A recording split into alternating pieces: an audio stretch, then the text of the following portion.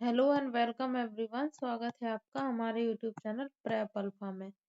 तो आज है 20 दिसंबर 2025। तो आइए आज के टॉप 19 करंट अफेयर्स के क्वेश्चंस देखते हैं हम। सबसे पहला क्वेश्चन है आज का, हाल ही में कौन सी राज्य सरकार 19 से 20 दिसंबर को रीजनल एआई इम्पैक्ट कॉन्फ्रेंस की मेजबानी करेगी? तो उड़ीसा सरकार।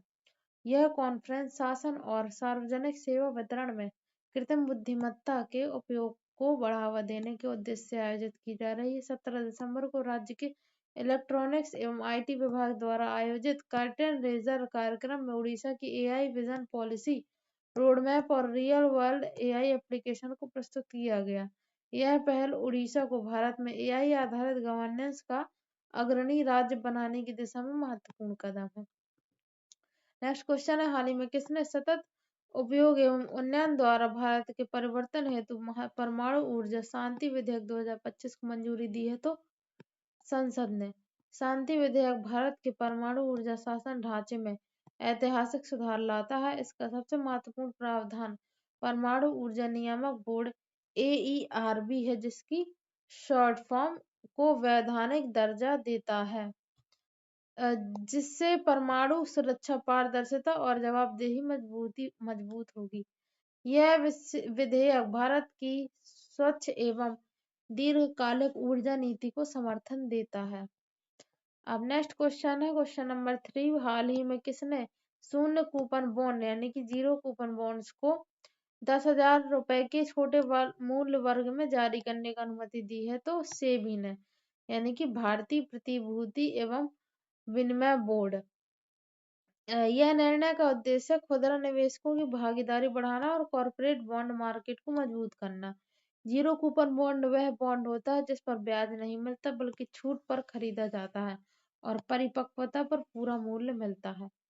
यह कदम भारत के वित्तीय बाजार को गहराई देने की दिशा में महत्वपूर्ण है।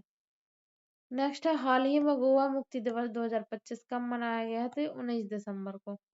19 दिसंबर 1961 को गोवा को 450 वर्षों के पुर्तगाली शासन से मुक्त कराया गया था। यह दिन भारतीय सशस्त्र बलों की वीरता और गोवा के लोगों के संघर्ष को सम्मान देता है। हालांकि भारत 1947 में स्वतंत्र हुआ, लेकिन गोवा को स्वतंत्रता 1961 में मिली, इसलिए इसका ऐतिहासिक महत्व विशेष है।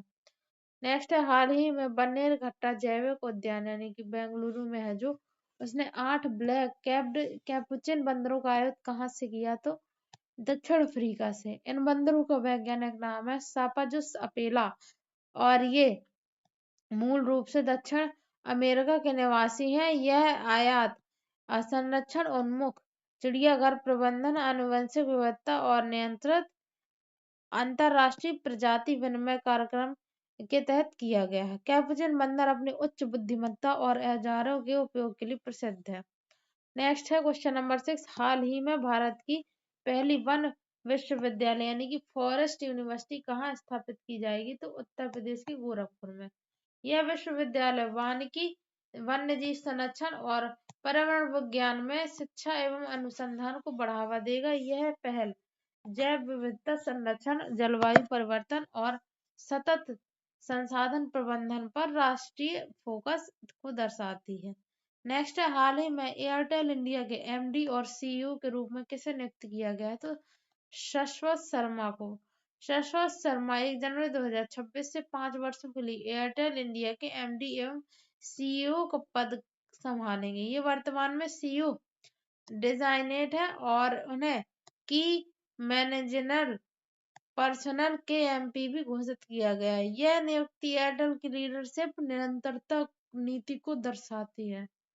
हाल ही में प्रधानमंत्री नरेंद्र मोदी को किस देश का सर्वोच्च सम्मान ऑर्डर ऑफ ओमान प्रदान किया गया है? तो ओमान का है ये।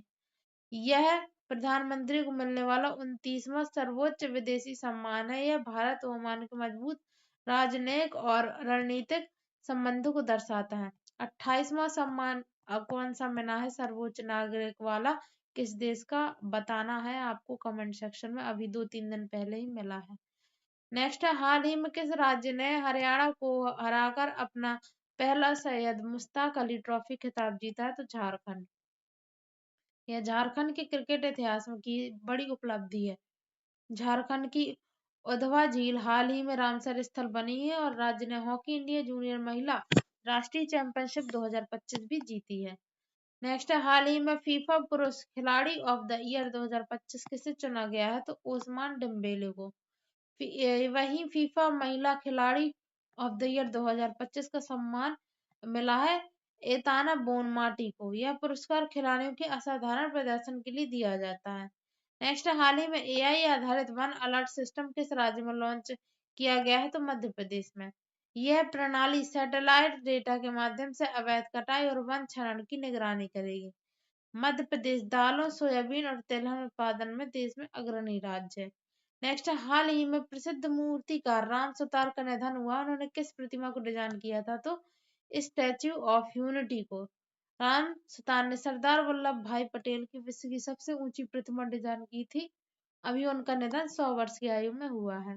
नेक्स्ट, हाल ही में भारत और किस देश ने कृषि अनुसंधान कार्य योजना 2025 से लेकर 27 पर हस्ताक्षर किए हैं? तो अर्जेंटीना। दोनों देशों ने लिथियम अन्वेषण और खनन में सहयोग बढ़ाने पर भी सहमति जताई है।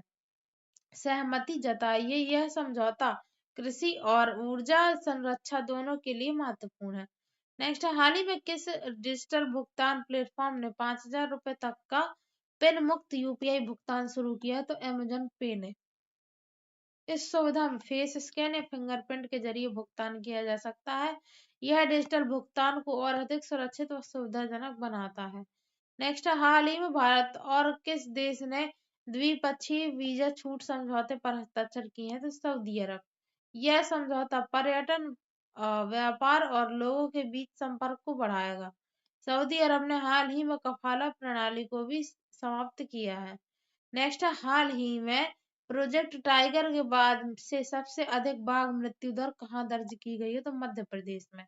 2025 में मध्य प्रदेश में 54 बाघों की मृत्यु दर्ज की गई है। यह राज्य कूनू नेशनल पार्क की चीता सफारी के लिए भी प्रसिद्ध है। नेक्स्ट है, हाल ही में 2025 का दुनिया का सबसे अच्छा एयरपोर्ट किसे घोषित किया गया है? तो चांगी इंटरनेशनल एयरपोर्ट सिंगापुर को। चांगी एयरपोर्ट अपनी यात्री सुविधा, स्वच्छता और तकनीकी नवाचार के लिए विश्व प्रसिद्ध है। नेक्स्ट, हाल ही में भारत में कुल रामसर स्थलों की संख्या कितनी हो गई है? तो 96।